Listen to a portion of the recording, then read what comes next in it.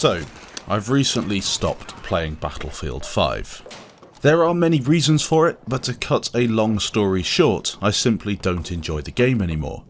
500 hours in, and I've had enough. Bugs, glitches, terrible servers, awful balance, and of course the unnecessary TTK 5.2 update. I've had enough and reached the end of my patience, and I'm now going to wait for DICE to fix the mess they've made, and then maybe I might start playing again for a bit. Until then though, it's back to Battlefield 3 and 4, and maybe a bit of Battlefield 1 amongst other games.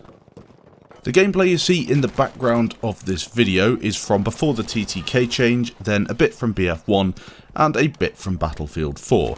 Unfortunately, I've not been able to record any footage since around the end of December. It's been quite difficult because 1, I'm not playing the game a whole lot, but 2, my game stutters worse than ever before.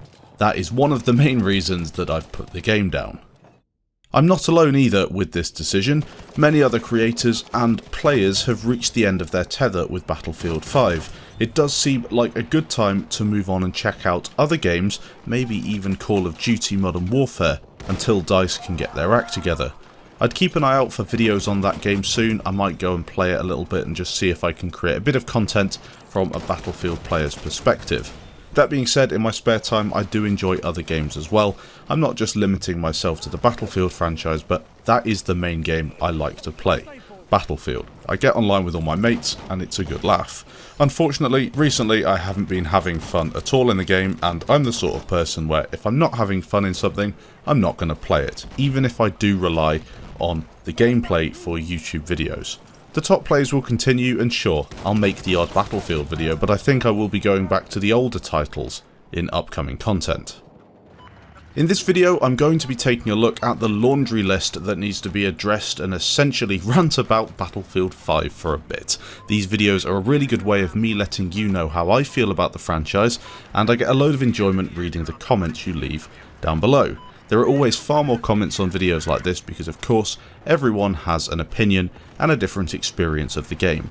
Maybe you can play through the current issues, maybe you quit playing ages ago. I know some people who watch these videos never even bought Battlefield 5 in the first place, but just enjoy keeping up to date with the franchise. Let's see what you have to say. I think if DICE were to start again with Battlefield 5, they'd do a lot of things differently. If the last 15 months have taught us anything, it's that DICE have a habit of taking 2 steps forward and then 3 steps back. Updates like the Chapter 5 Pacific Theatre of War made a big difference to the game for me. It was actually quite a lot of fun. They then butchered the entire game with a TTK update that was picked apart by some players before it even dropped into the game, and surprisingly, the 5.2 TTK that was brought into the game a little while ago before Christmas is almost a mirror image of the change we experienced over 12 months ago in terms of timing and desired impact. I know the actual values of the weapons are different, but DICE brought it in apparently to appease Christmas noobs and improve the churn that they receive in Battlefield. You'd think DICE would have learned a little bit from that experience, but no, yet again they drastically change the game and then leave it to stew for 3 weeks over Christmas. They are killing their loyal player base. Virtually no one enjoyed this update. They knew that, yet they just went ahead with it and decided to keep it. It's not just the TTK that's causing people to quit, however. It would be unfair just to say that one update has killed Battlefield for a lot of players. A long list of bugs, for example, invisible players, missing animations, false inputs, reload bugs, getting stuck in the downstate, assignment tracking issues, infinite loading screens and vaulting issues. These are just a few of the bugs that people get in Battlefield 5. However, I do kind of expect that in a Battlefield game.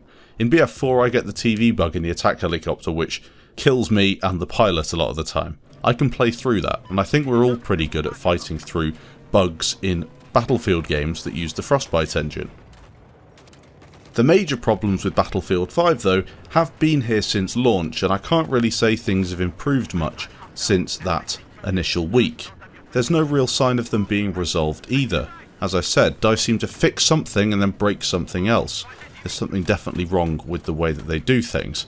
I'm not going to say I know better, I certainly don't. I'm not a dev, that's not what I do for my main job. I work in something completely separate from gaming, but as a player, Looking at Battlefield 5, I can't say that I'm impressed with it whatsoever. There's been no real improvement if you take the last 14 months as an example. Poor performance across all platforms. I still get huge stutters, as you lot well know. It started with the Apocalypse DLC in BF1 and it's just been in Battlefield since then. I've done absolutely everything you can do to try and fix it. I bought a new PC, reinstalled Windows, and I still get stutters in both those games. I do have ways of working around it with a few programs that do certain things to prevent memory build-up and CPU spiking, but it's still there and it's very frustrating. We also have cheating. It's off the scale once again, with full-on aimbotting players in virtually every other game. Some people encounter them more than others, I get that, and some regions definitely have larger issues than other regions, but they are in the game, there is no denying it. When I report a cheater, is it actually doing something? I know some get banned, but I see players cheating from level 10, 15, all the way up to 50 and beyond. Are players being banned? Enders, a prominent Battlefield streamer and somebody who I watch a lot, he is a very, very talented player and he has a very interesting playstyle, quite aggressive, and he's got great aim. It's fun to watch. He gets harassed by cheaters though, who stream snipe him all the time, and it's absolutely toxic. That sort of thing cannot be accepted in a Battlefield game. Not even a Battlefield game, it can't be accepted in anything. If you want creators to stream your game, improve the popularity of it, which, trust me, is massive. Look at Escape from Tarkov at the minute on Twitch, with all that popularity. You can't have cheaters in the game, and you have to be doing your utmost and proving that you're doing your utmost to fix this. Are they using stolen accounts so EA can't ban them? What's happening here? We need more information. Even the community games that came out should have had a simple feature, kick player, and the admin and moderators that the admin chooses can kick players, and the kick players will be mostly cheaters. Maybe you'll get the odd bit of collateral damage with admins kicking players who really don't deserve to be kicked and being toxic, as we've had in previous Battlefield games, but it works. That still is worth it in my opinion. It's worth me getting kicked once or twice for killing an admin if it means there are no cheaters in the servers that I play on. I would take that trade-off. There are other ways to get round it, but as a short-term simple solution, that is surely what DICE need to look at. Unbalanced teams and no team balancer. I've been saying this in every video. I make about, I'd say, one video a month looking at the state of Battlefield 5, and in every single video since launch I've referenced unbalanced teams and a lack of a team balancer. Having a team balancer should be a no-brainer. I'm not asking for skill-based matchmaking or a ranking system or anything like that. I'm not asking for squads of friends to be split up. I'm not even asking for a completely balanced match of 32 versus 32 equally matched players for a competitive experience.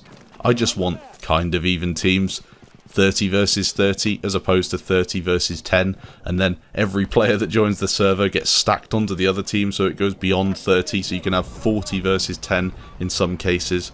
Maybe just pick the best squad from the last round and put them on one team, and the second best squad and put them on the other team, and then keep doing that with the squads until you get to the bottom and split the new players that join.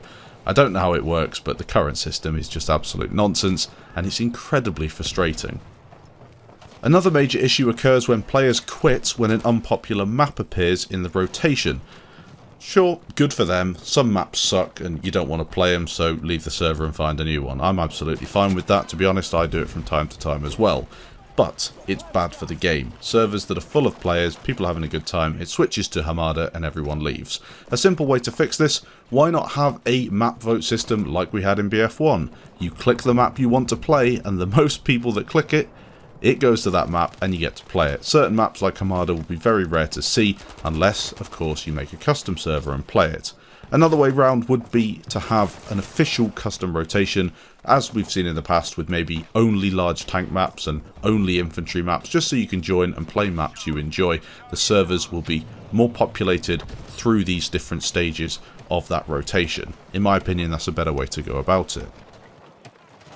Inconsistent and unbalanced gameplay is frustrating. Wake Island is the main culprit for this recently on Breakthrough.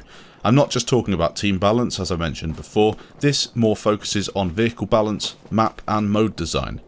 Planes, bombing, infantry, Non-stop on breakthrough sucks. As if you didn't get the memo with the first Pacific maps. I get it, you want to have planes on maps, but simply just limit the loadout.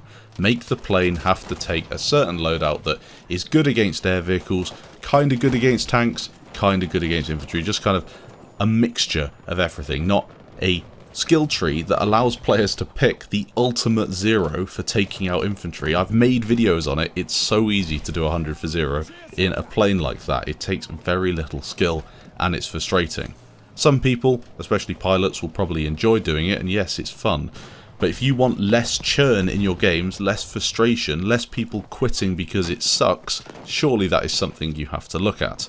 Planes are still farming on Fiel non-stop, 6 planes per team. That is not a fun experience for a lot of players. It makes everything worse as well when it comes to vehicle farming and the tanks in the game, the way that it all kind of is approached in Battlefield 5. In BF4, vehicles were everywhere. They were farming everybody, same in BF3, but you don't hear people complaining about it too much, and that's because vehicles also capped flags, they capped objectives, they helped push the team forward. KD in vehicles is massive, don't get me wrong. It's very, very important. But at the same time, you've got to get the team forward, get on the objective, get things capped, and find that balance, working alongside infantry players. You just don't see it in Battlefield 5. As you'll see from some of the Battlefield 4 gameplay in the background that I've threaded through this video, we get a lot of kills in vehicles. My squad and I will go around, we'll cap a flag, we'll kill a jet, we'll kill a tank, we'll kill some players, my gunner will get some kills, we'll work together, and it looks like quite a slick operation.